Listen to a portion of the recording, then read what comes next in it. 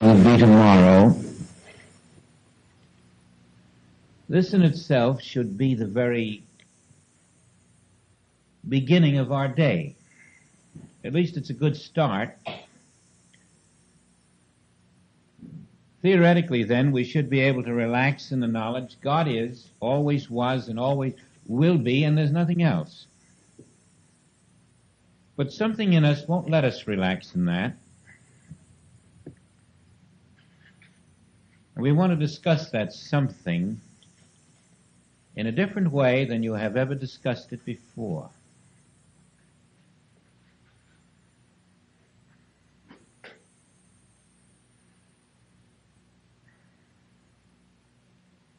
About 450 years before Jesus was born,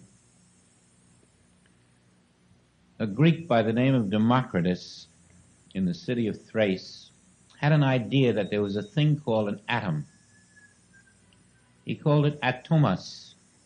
Nobody knew much what he was talking about, so he picked up a clod of earth and he shook it around and he said, "Now watch how it dissolves in my hand."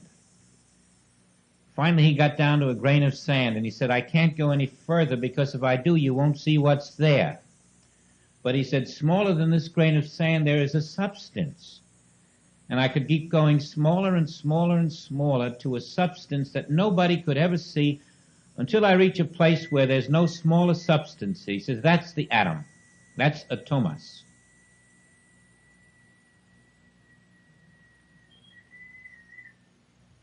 There was a man named Aristotle there. And Aristotle didn't give much credence to this. And so because Aristotle was the big mind of the day, the first glimpse of the atom was lost to mankind until Galileo came along. Now, Galileo is very important in this discussion because he looked out through the earlier telescope and he saw rings around Saturn. He saw 4 larger moons around Jupiter. He saw mountains on our moon and he saw spots on our sun. And suddenly the world knew that there was something called an outer universe, which they hadn't known till then. And it was just another 100 years when someone looked through a microscope in Holland, a Dutchman, Leeuwenk, and he began to see that there is also an inner universe. These little crawling, one-celled animals that nobody suspected existed. And now man discovered that he was surrounded by an inner universe he had never suspected and an outer universe, and he was standing right in between both of them. That was how it began, and from it, Sir Isaac Newton picked up the idea of the atom, but nobody had any proof. It was all conversation. Until they began to measure things.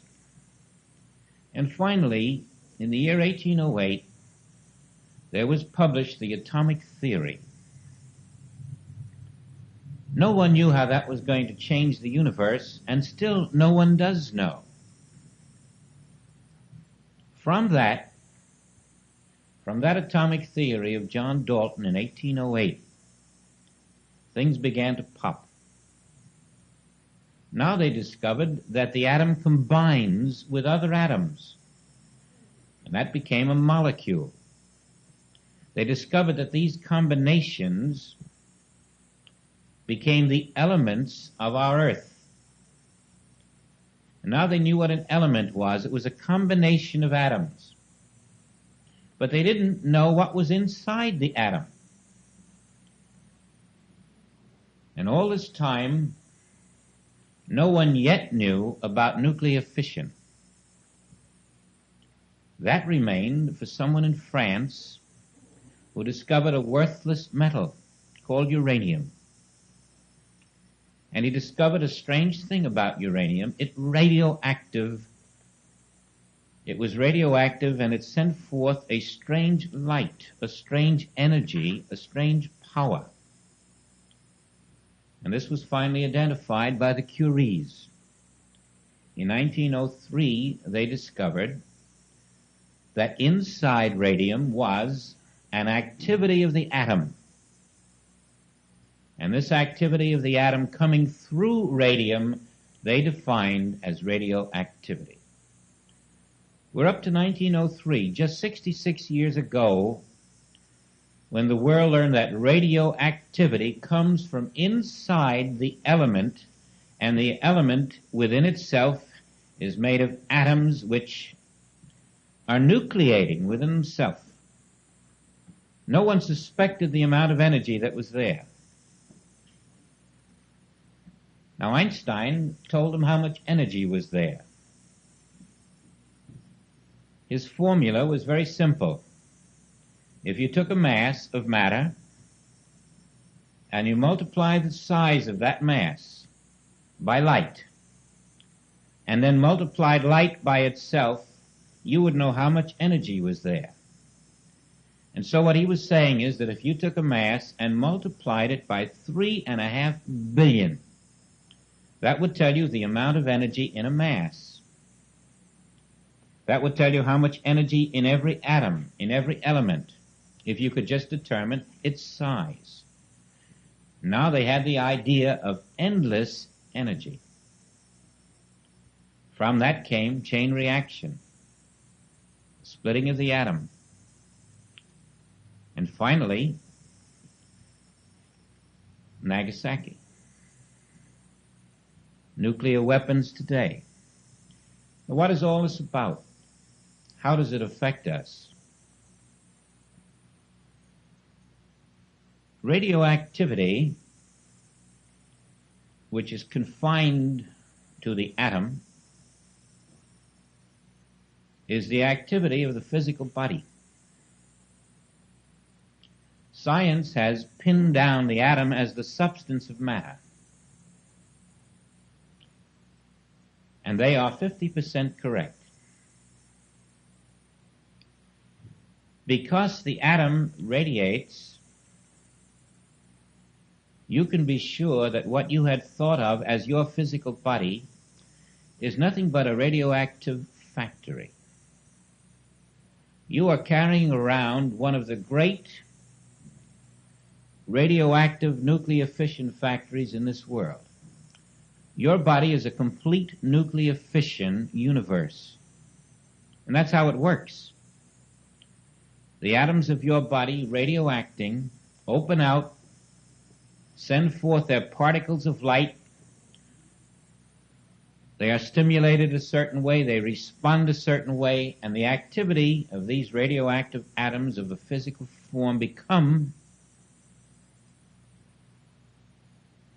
what we have called our bodies. Now, although error is something we wish to eliminate, it must be seen that the odds against us are bordering on something beyond the word fabulous. The very tip of your finger has enough atomic power in it to blow up the world, if it were released.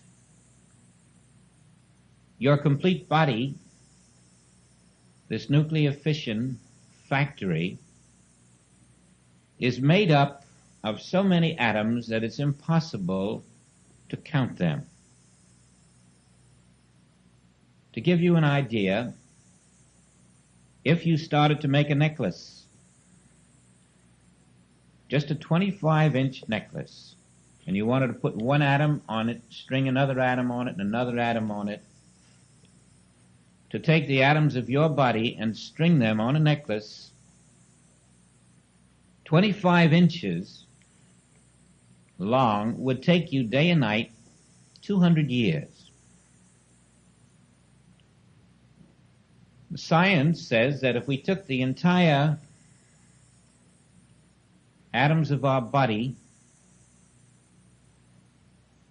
and took the air out of them, the empty spaces,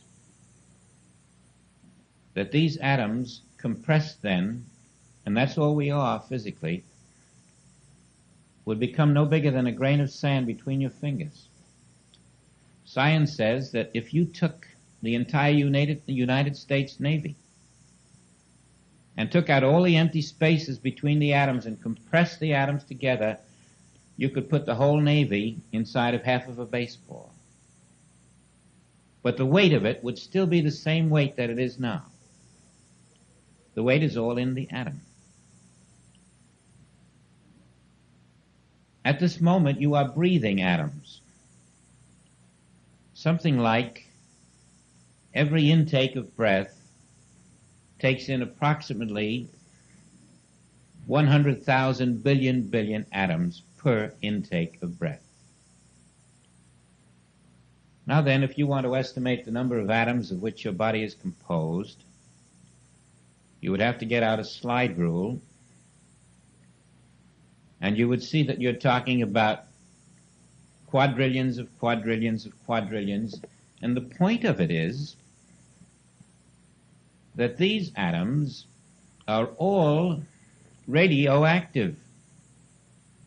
That means little particles of light within your physical self are responding to other particles of light,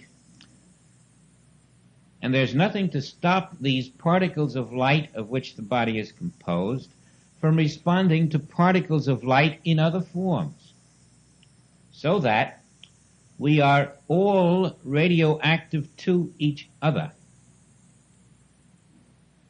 And if you will pursue this but a moment further, you will see that these radioactive atoms of the body are little cameras. And each one is photographing the universe around it. Each one is photographing each other unto infinity. For there is nothing to stop them from photographing right through each other unto infinity. And now we have mirrors, all reflecting. And if you go further and further, you find you have one universal radioactive wave. And this is the sum and substance of the physical body of man.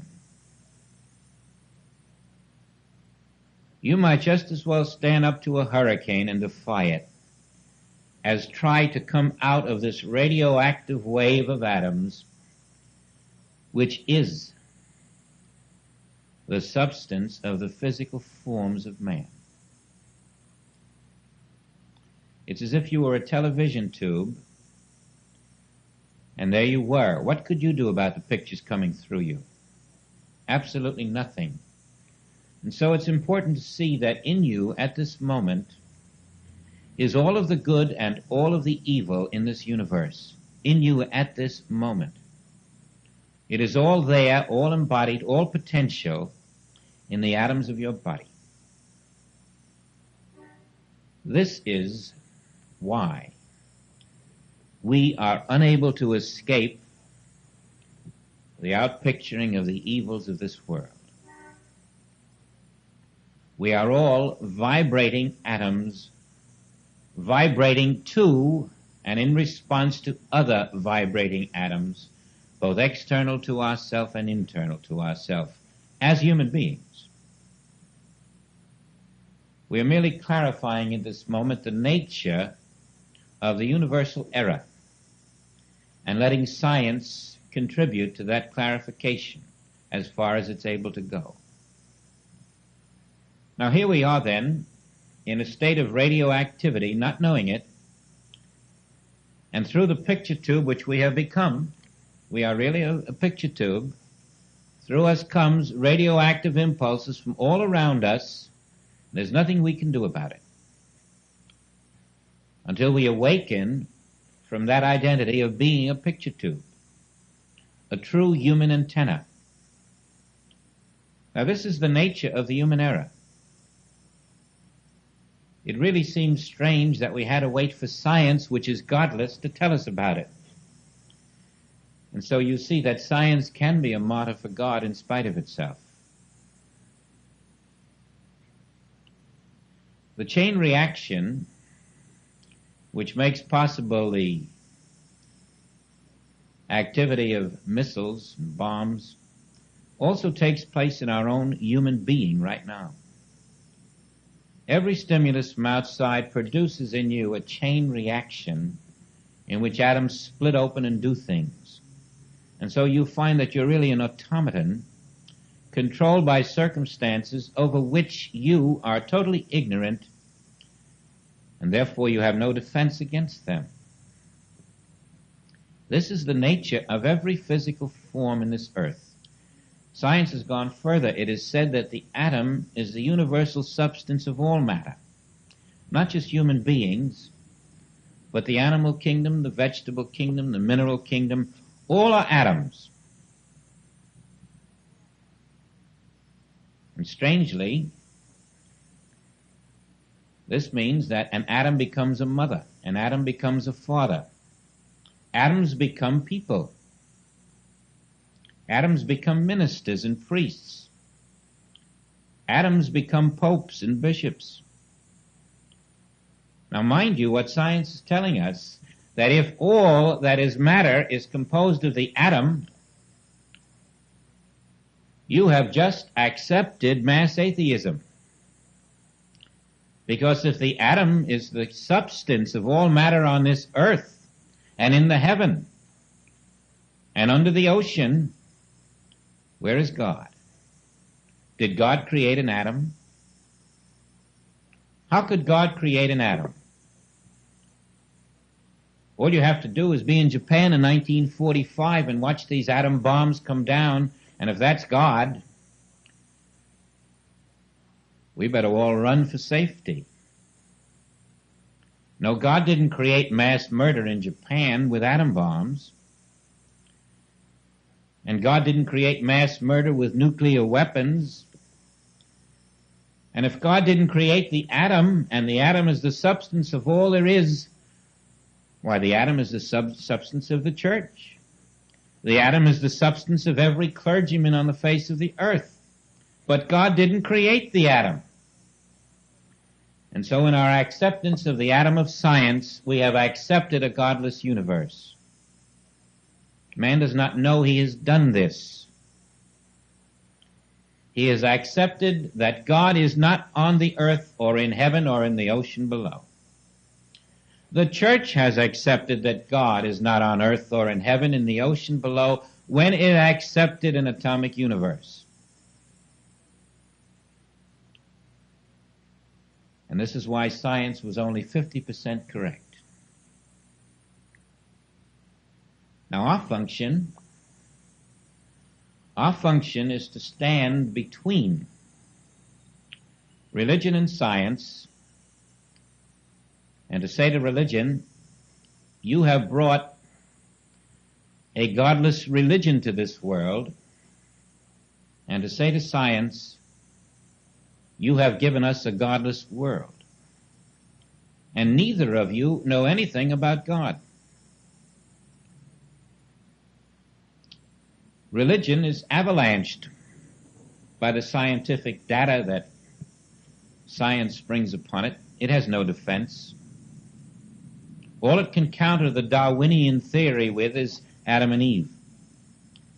And both are false. The Darwinian theory is merely that instead of man coming out of apes, apes are atoms. Science itself has kicked the Darwinian theory out without knowing it. Apes are atoms. And what came out of these atoms? More atoms. They've made the Darwinian theory obsolete. And both religion and science have misread the Adam and Eve idea, which is to tell us about a mist that enveloped the earth. And science unwittingly has identified that as an atomic mist. The mist of atoms, the radioactive universe of this world, the matter that we call this physical universe, is identified as the radioactivity of the atom. But God, where is God? And that is where the student of the infinite way is able to teach the truth about God. In spite of radioactivity, in spite of the atom, in spite of the ignorance of science and religion, you can bring to this world a unique insight that God is in the midst of this radioactivity, untouched by it. I in the midst of thee am greater than he that walks the face of the earth. Marvel not that you have power over demons, but rather rejoice that your names are writ in heaven.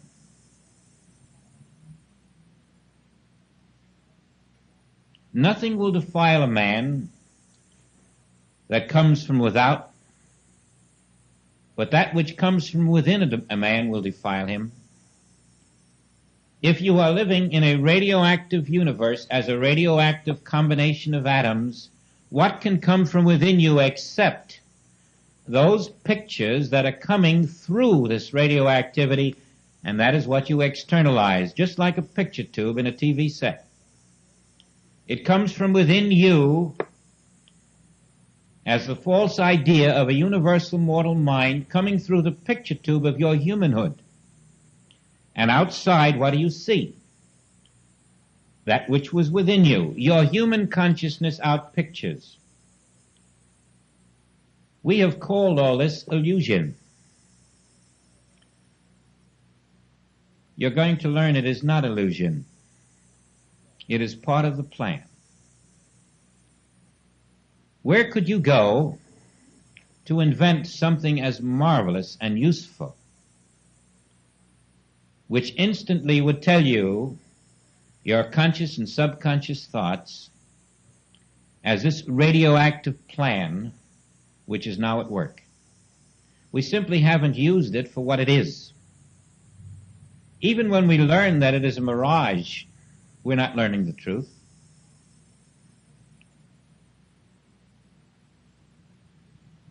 It is purposeful. Instantly you can see what your consciousness is. And if you're seeing discord, this so-called mirage out here of discord is telling you the discord is in your consciousness. Nothing can defile you from without, but that which comes from within a man defileth. Your thought, whether it be divine or human, determines whether your world is divine or human. And by being a picture tube for the universal mortal mind, you show forth its problems in your experience, or by being a picture tube for the divine mind, you show forth the allness of God. As you begin feeling it turning within, you can reach a consciousness which can accept the pictures of this world as your thought externalized. And then you'll be glad that you have a radioactive human form here to externalize those thoughts. Because in no other way could you identify the nature of the discords that beset you. This world is the television set. Our human forms and human minds are the picture tube. Not as an analogy, but literally. And when you recognize that, you will become an engineer. You will stand back from that picture tube and watch what it does, and you will become independent of it. Instead of odds which you can never surmount because they're 5 trillion to 1, you will learn the great wondrous secret of silence. Because in the moment of silence, you are free of the radioactive universe.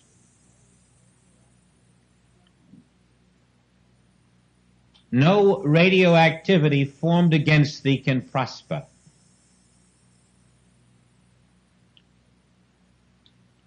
Isn't it strange that without identifying atoms and molecules and radioactivity and TV tubes, Jesus could walk right by the complete illusion of the universe and know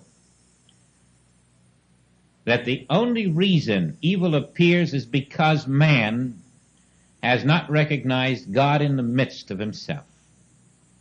That's what makes us a picture tube. Without recognizing God in the midst of us, we never touch the one substance that is immune to radiation. The one substance that can stand up to all of these flashing mirrors and flashbulbs within us that are constantly exploding and bring them into a total silence instantly.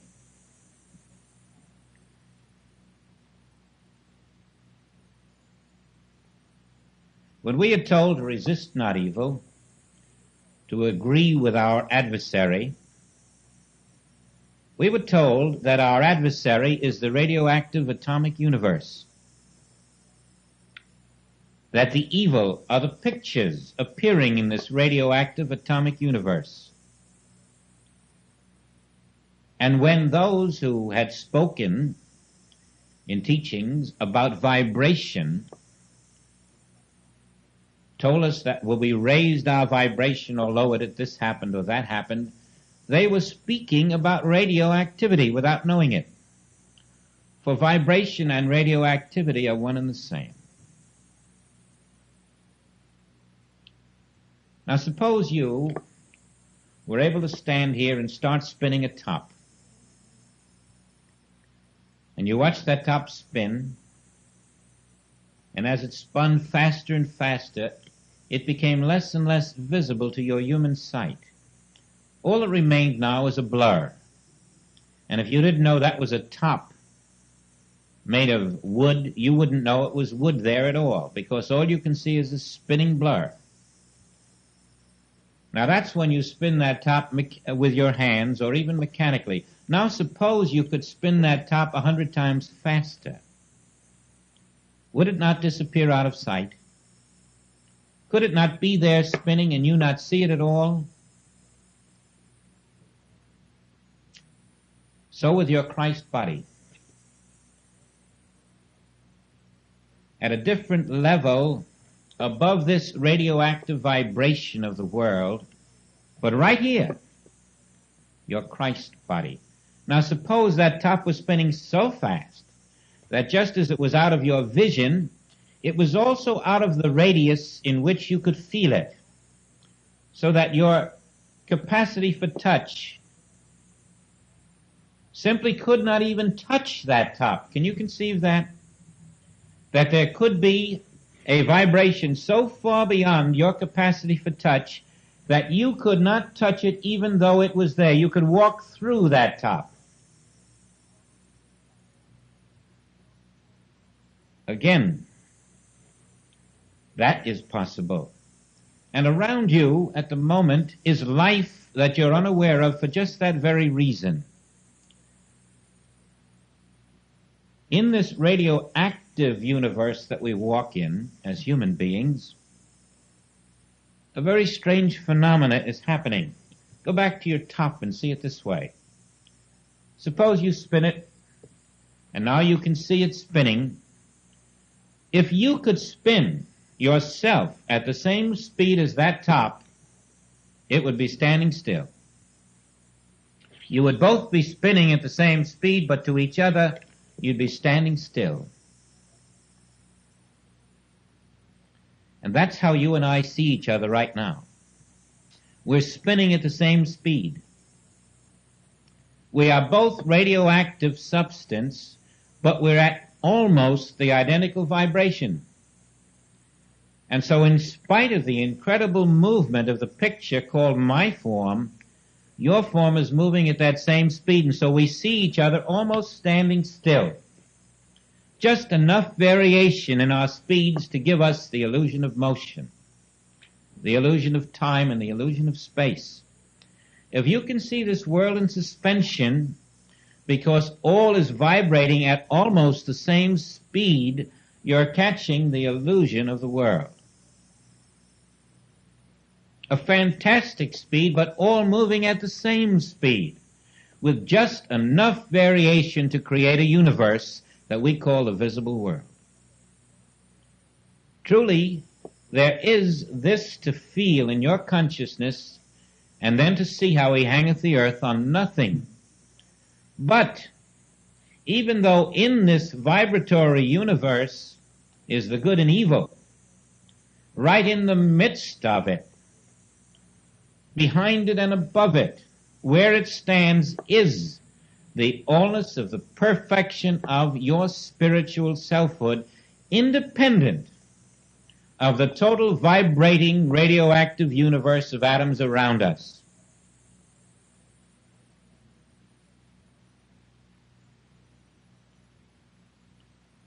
And when you have one moment of stillness, that peace that you find is the absence of the radioactivity of the atomic world.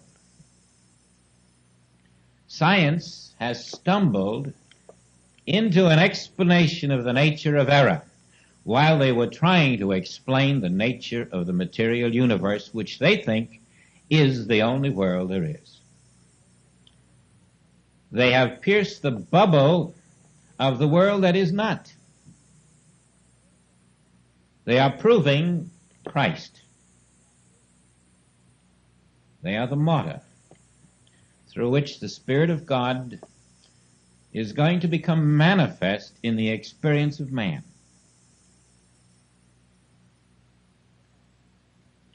Agree with thine adversary.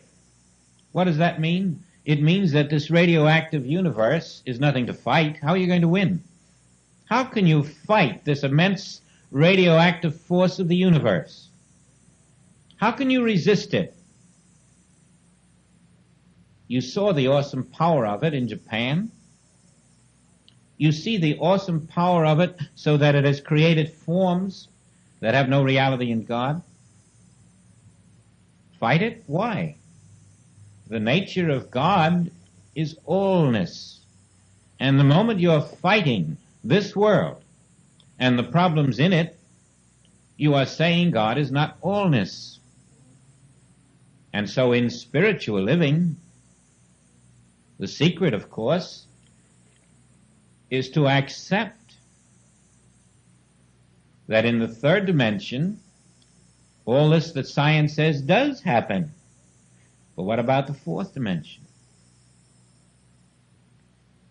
What about the dimension of spirit? What if we go right through that atom and come out on the other side in the spiritual universe?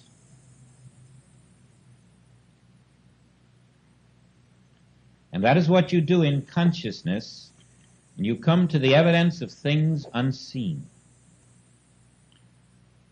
All of the pictures of this world become to you nothing more than a vast television screen.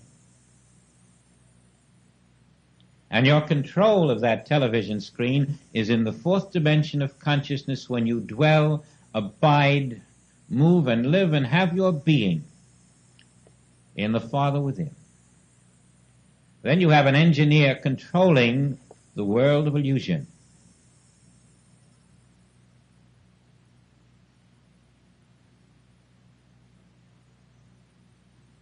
It is a very significant moment in your experience when you sense the picture universe around you and feel in the midst of it my peace. Not as the world giveth, give I unto you. My peace, which transcends the pictures of the world while you're standing in the midst of them. Before you is a tiger. It growls and it snarls, and its claws are long and sharp. Science says it's made of atoms. Does the scientist who says that intend to get in the same cage with those atoms?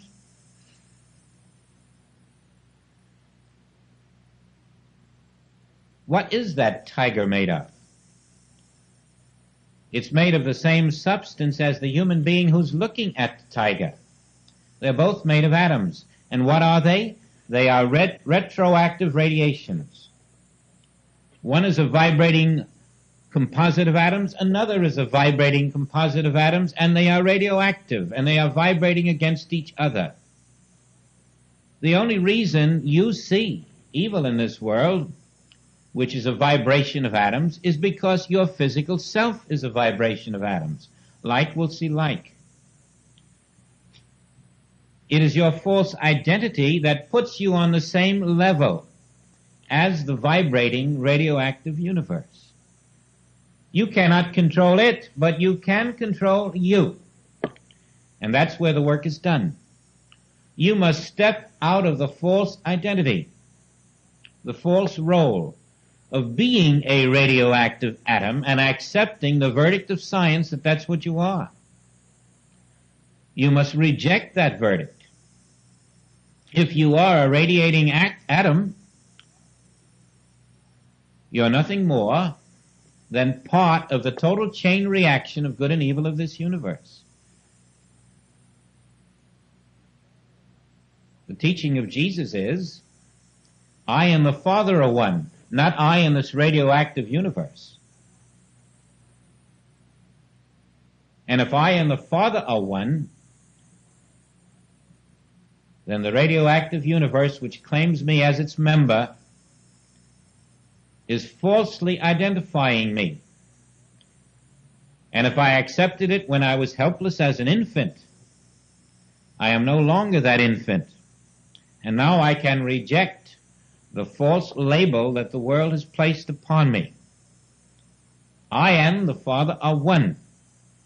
And therefore, because God did not make atoms and I and the Father are one, I am not an atom. And I am not made of atoms. You will discover that the atom is the thought in the false universal mortal mind. That's what an atom is. That's its identity. It's as if you were in a state of thought and you were trying to name the quality of your thought. What is it? Well, you could say it's an idea. The fabric of my thought is the idea that I have. It would be very difficult to find a name for that fabric other than my thought. The universal mortal mind thought is composed of a substance which was not made by God and therefore has no reality, and that substance is the atom, which science thinks is the substance of all that exists. The atom is separated from itself. Nothing in God's universe is separated. The atom changes. It splits open. The atom is self-destructing. Nothing in God's universe is self-destructing. Nothing changes. Nothing splits open. Nothing deteriorates. And nothing commits murder. The atom is universal thought. And that universal thought becomes the substance of the world of man, outpicturing itself as the good and the evil of our universe. And now you have your false universe. To step out of being an atom is to step out of the false universe. To accept the Christ as the substance of your being is to accept the evidence of things unseen until you have the full consciousness of the Christ. And then the Christ, witnessing the universe of the Father instead of the universe of the atom, pierces the illusion for you, outpicturing only itself. And you find yourself free of good and evil, free of false powers, needing no protection against these powers. For where are they? They're just pictures coming out of the false picture tube of human existence. This must come home not as a metaphor, a simile, a way of describing things, but these are the words that are trying to express the unreality and the reality in such a way that we can see the false personality and the real one, the false self, the changing self, at the mercy of the thought beliefs of the universe, and the real self, which is God expressing as what we will call Christ. I had a woman write me. Her question was, why does the Bible tell of the second coming of Christ with angels and trumpets, when in one of your lessons it says there is no second coming of Christ? I know your lesson says, how can that which is already here come here again? But this doesn't satisfy me. How should the passage in the Bible then be interpreted? And what is your authority that Christ never left this earth? Now this is a human consciousness speaking, asking what is my authority that Christ never left this earth? And my authority is Christ. The authority is the phrase of Jesus stating, I can never leave thee or forsake thee. I am with thee always, even unto the end of the earth. Jesus had already been identified as the Christ, the Spirit of God that indwells man, and that Christ is saying, I can never leave thee. So certainly we don't look for a second coming of it. If it can never leave us, it is never gone. But there is another meaning. The second coming of the Christ actually means this. There was a time when we were all Christ conscious. You knew yourself to be the Christ. And then there was a time when we were sent forth and had spiritual amnesia and forgot our identity, and that's called the lost years of the Locusts.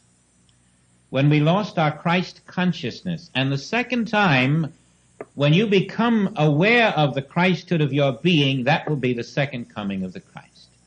Not that the Christ has ever left, but we have lost our awareness of our Christhood, and when we regain that awareness, that is the second coming of the Christ.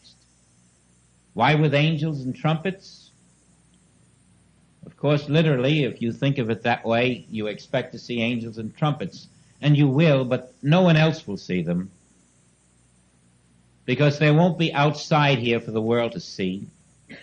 These are the angels and trumpets that come to you in your new Christ consciousness within. Christ consciousness, then, is the awareness of reality while the human form stands in the midst of an atomic universe that God did not create. These pictures, even with their power to drop bombs and rain destruction and a mass murder, become no more valid to you in Christ consciousness than your own TV set is to your human consciousness. The proportion is about the same. It is truly possible to look at the destruction of the world in Christ consciousness and know that because it is not of God, it is not there. If this were not so, then omnipresence would be a farce. It would have no meaning whatsoever. Could God be there and mass murder too? It is only in your Christ consciousness that you will see mass murder could never occur. You can see it even intellectually now.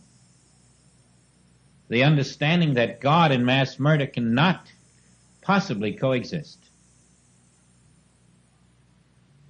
And so we're seeing the illusion in its momentity to realize that we cannot overcome an illusion. We cannot strike forth and kill the dragon. Our way to overcome the illusion is simply to know it is so. We know the mirage is mirage. We resist not the mirage. That is agreeing with the adversary. And so the only protection we really need, the only protection we can ever have, is the correct identity of our own being. When we will honor not the creature called the atomic man, but the Creator who never created an atomic man, we will be loving God supremely, and we will rest in the knowledge that the presence of God is the only protection I need or anyone in this world needs. His grace is my sufficiency in all things. I have meat the world knows not of. I have meat that man, the atom, knows not of. That meat is that my name is Spirit.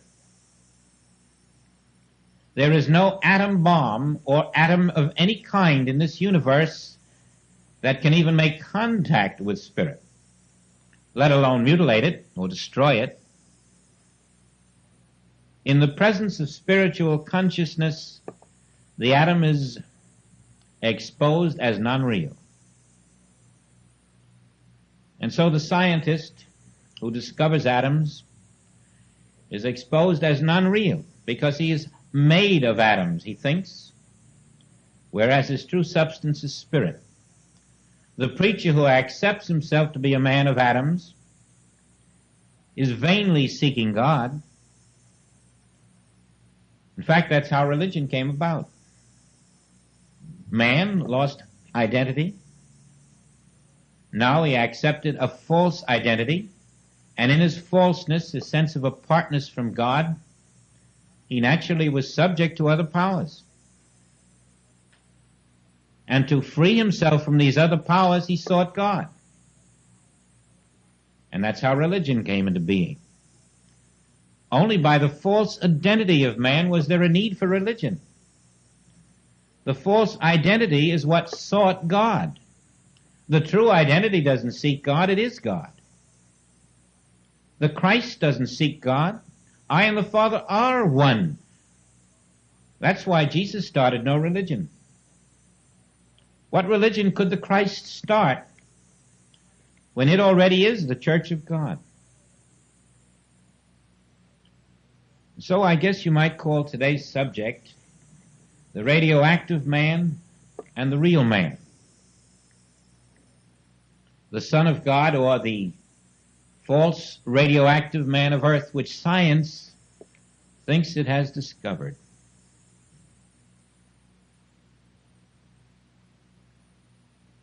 Now, in the midst of all this is you,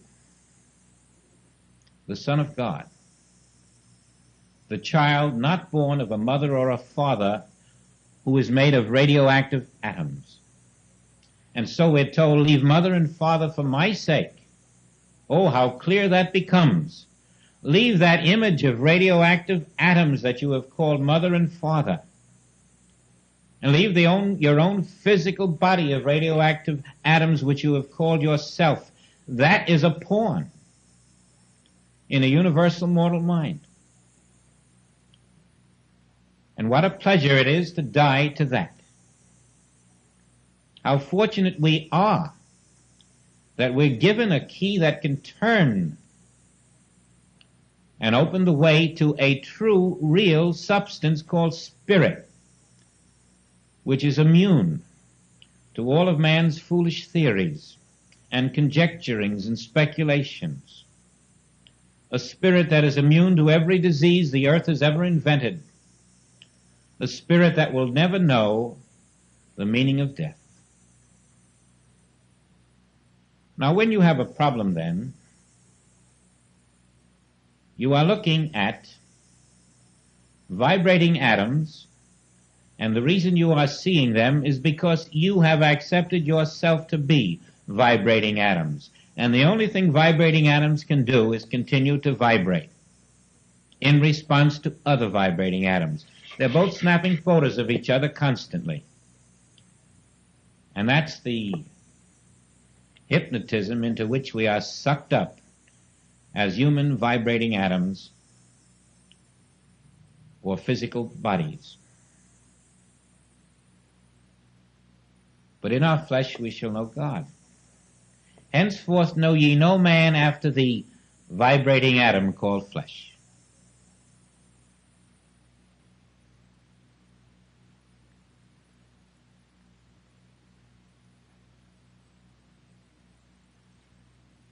Find yourself, by slowly accepting the peace of the silence of the vibrating mind. Like a cloak, you draw around yourself the mantle of spirit. You rest that vibrating mind. And lo and behold, when you cease to be a vibrating piece of protoplasm, all of the vibrations and the radioactivities of this world go right by you without touching you in the slightest. They can be thunderstorms and lightnings. They can be virus. They can be accidents. They can be insecurities. They can be uncertainties. They can be fear. But they find no home in the non-vibrating you. In the stillness of that mind, you have become that place on earth which glorifies not the falseness of the world of mammon, but the reality of your Father. Where you are shines forth that which is the activity and expression and law of the Spirit of God. You are an oasis in the midst of the desert called humanhood.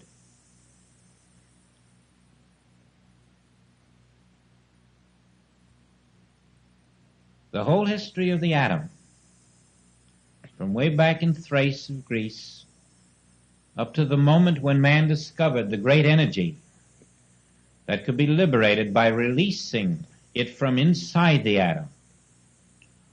All of this was already taken place in your human body long before man discovered it.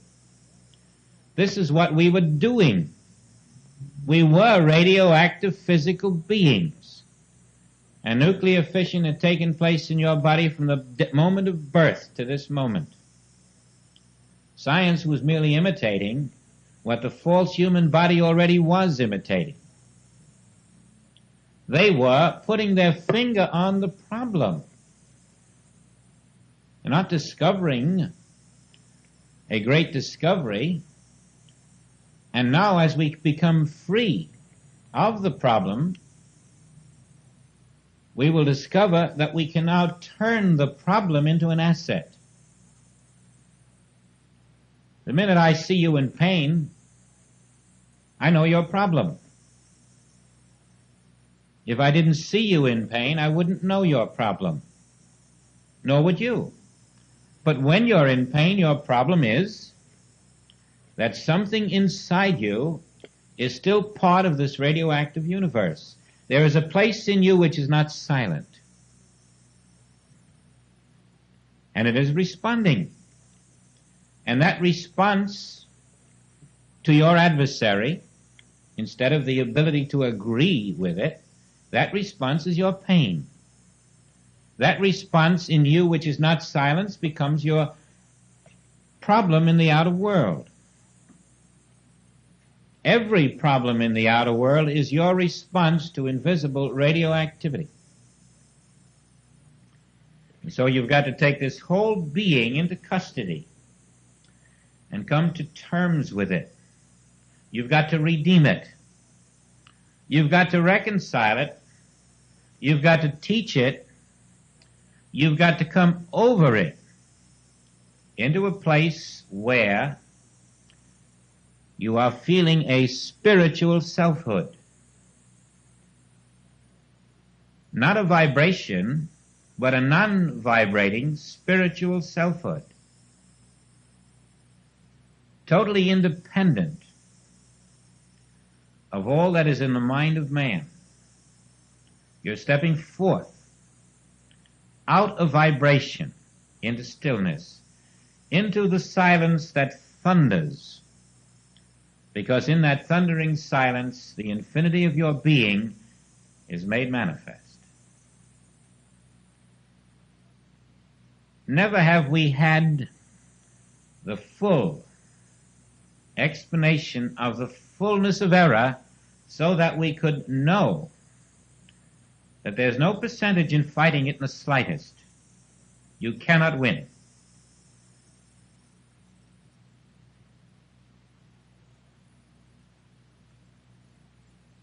Now, to walk in the midst of this in an inner silence is to snatch the falsity of the universe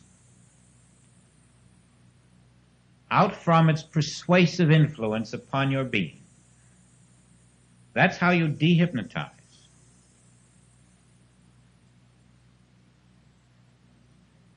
At this very instant, unless there is a silence within you, the world is hypnotizing you. At this very instant, things can be happening in you of which you are unaware, which will later become visible as a physical or mental or emotional problem, and the seed of it is in the lack of silence within you, stopping the radiation of the world.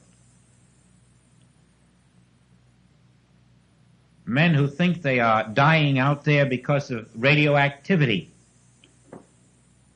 or exposure to it are unaware that they have already died because of exposure to inner radioactivity. That which is happening in the outer world is but the evidence of what we have all been going through in the mental world. We are all victims of radioactivity already. And now we ought to be our own physicians by turning to the Christ, the only self that is immune.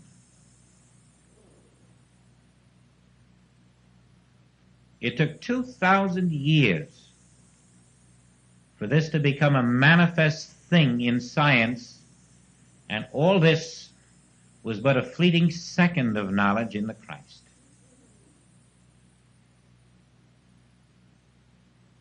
That little tiny seed of knowing is becoming manifest today as science. And it has not even brushed the surface of that tiny seed yet. And your identity is really that tiny seed.